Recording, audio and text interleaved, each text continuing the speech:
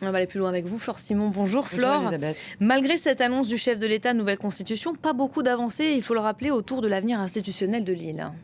Et les négociations sont même au point mort. Aucun consensus n'a été trouvé. Le chef de l'État a quitté la Nouvelle-Calédonie. Aujourd'hui, il poursuit sa tournée en Océanie. Il est maintenant au Vanuatu, donc pas de consensus trouvé. Il a pourtant bien tenté de réunir autour de la table indépendantistes et loyalistes pour parler de l'avenir de l'île. Sauf que cette réunion a été boycottée par les indépendantistes. Les indépendantistes qui ont aussi boycotté le discours dont on a vu un extrait à l'instant. Et voilà, donc ils n'ont pas assisté à ce discours. Le chef de l'État s'est d'ailleurs dit profondément blessé par ces absences.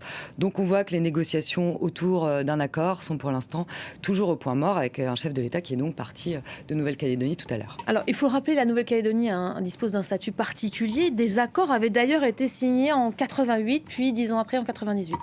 En 88, les accords de Matignon sont signés pour mettre fin aux violences entre indépendantistes et loyalistes. Ces accords, en fait, visaient à rassurer en quelque sorte la communauté indépendantiste kanak et lui donner des garanties sur son développement. Et puis en 98, 10 ans plus tard, un second accord est signé. C'est l'accord de Nouméa qui, lui, prévoit un référendum d'autodétermination pour la Nouvelle-Calédonie. Il disait que si l'indépendance avec ce référendum était rejeté, ce qui est le cas aujourd'hui, la France devrait transférer certaines compétences à la Nouvelle-Calédonie tout en gardant la main sur le régalien, c'est-à-dire la sécurité, la justice, la monnaie et la défense. Donc on y est, ces référendums ont eu lieu au nombre de 3, le dernier date de 2021, et c'est en fait là que le bas blesse.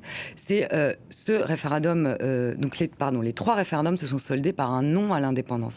Et ce référendum de 2021, les indépendantistes estiment qu'il n'est pas représentatif puisqu'ils l'ont boycotté et il y a eu un taux d'abstention de 56%.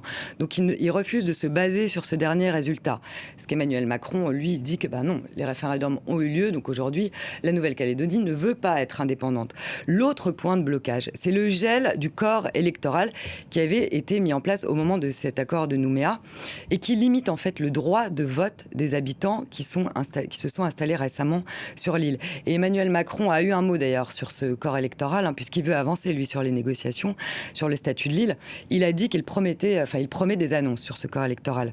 Donc pour l'instant, le flou persiste.